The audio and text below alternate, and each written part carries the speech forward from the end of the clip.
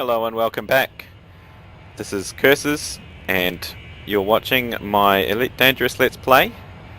This episode I'm going to go and purchase myself a new ship. The Hauler has more cargo capacity.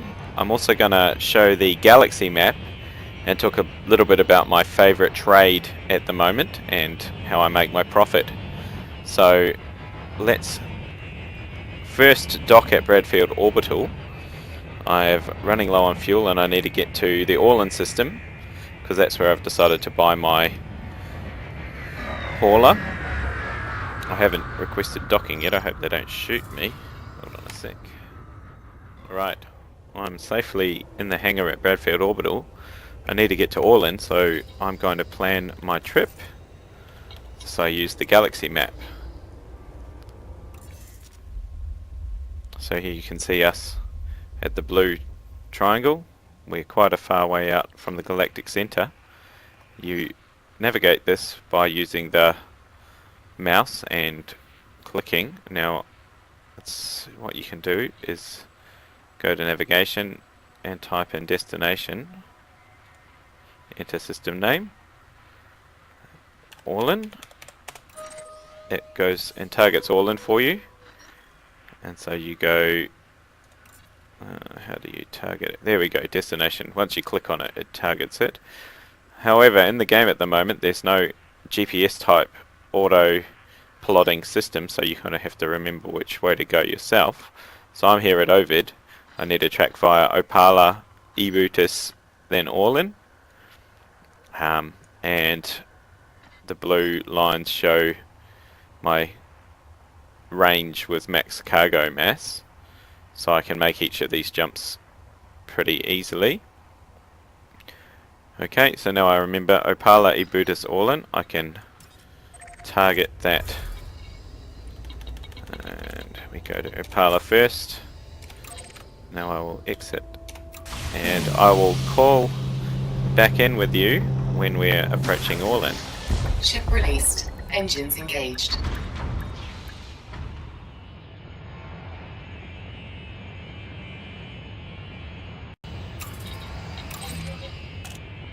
Request granted.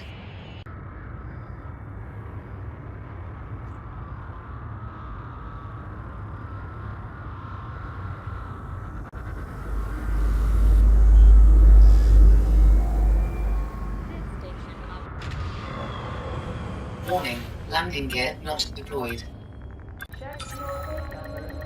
Docking successful. Engines disengaged.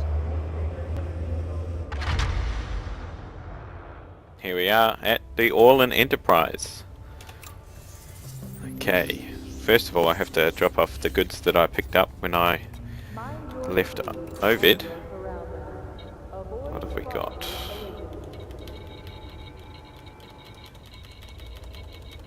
All the way down, I think it's computer components, motherboards.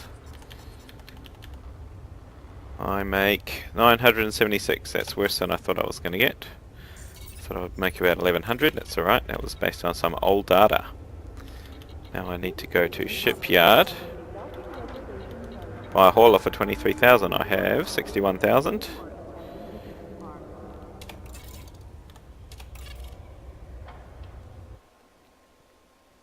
Standing by.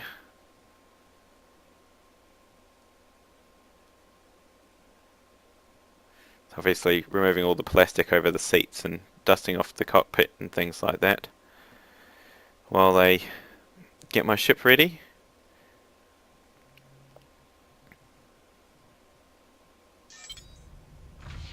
And here we are, my brand new spaceship. What have I got? Okay, let's look around. There's some very complicated pneumatics over there. I think that's part of the docking bay, not my ship. I was hoping I had some cool stuff. So let's look. Still got a pretty good view around in the cockpit. Still got the same suit on. My awesome keyboard is missing. Alright, I've got some vents, that's pretty important. Alright, great. Now, there's one other thing I wanted to buy though.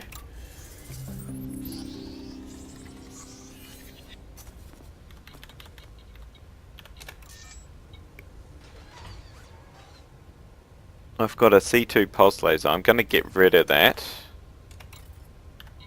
because that reduces the amount of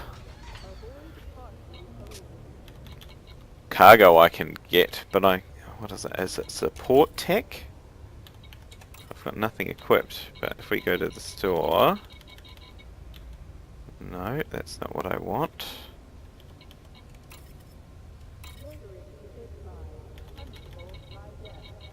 That's odd. I thought that they had the docking computer here somewhere. Okay, I'm going to have to go and buy one somewhere else. Okay, let's go to Ebutis to see if they sell them there.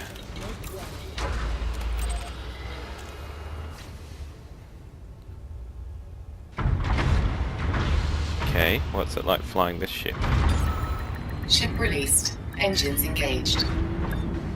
Oh, there's something been blown up that I'm going to crash into just above me. Slower ship has 16 tons of cargo, only one hard point. Max speed at this configuration is only 67, the Sidewinder's was 80, although it did have a lot less cargo space. Alright, let's head to Ebutis. I will boost it. What's my boost speed? Only 300, the other one was 320. It's a pretty nice cockpit. It doesn't have that line in the middle at the top. Okay, we're ready to go. Drive charging. I'll catch you at Ebutis. Okay, what's it like landing a hauler at the Chango dock?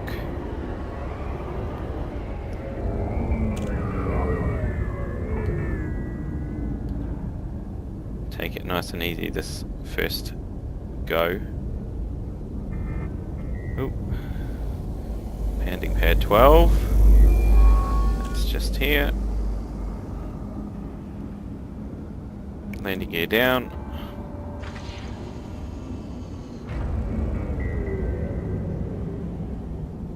And here we go. Sewing it up.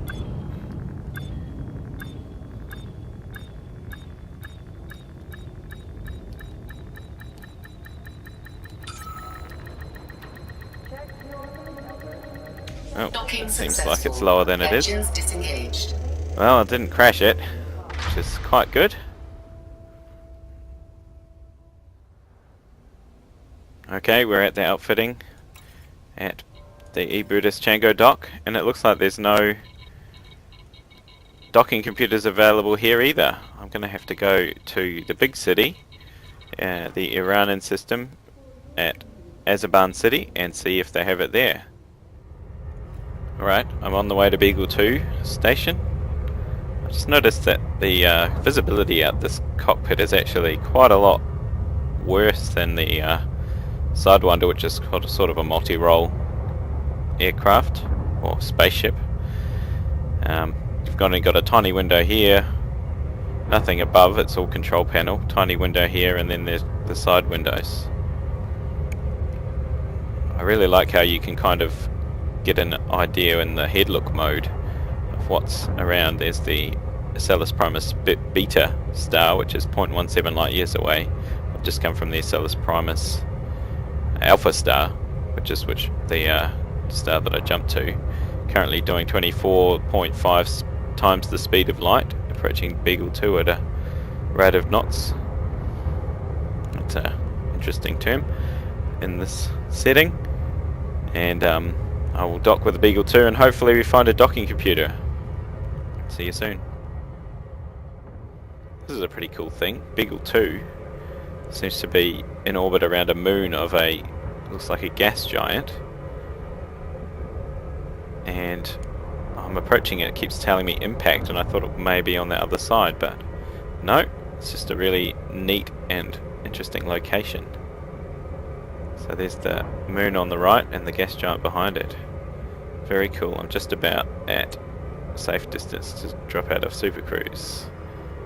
Here we go.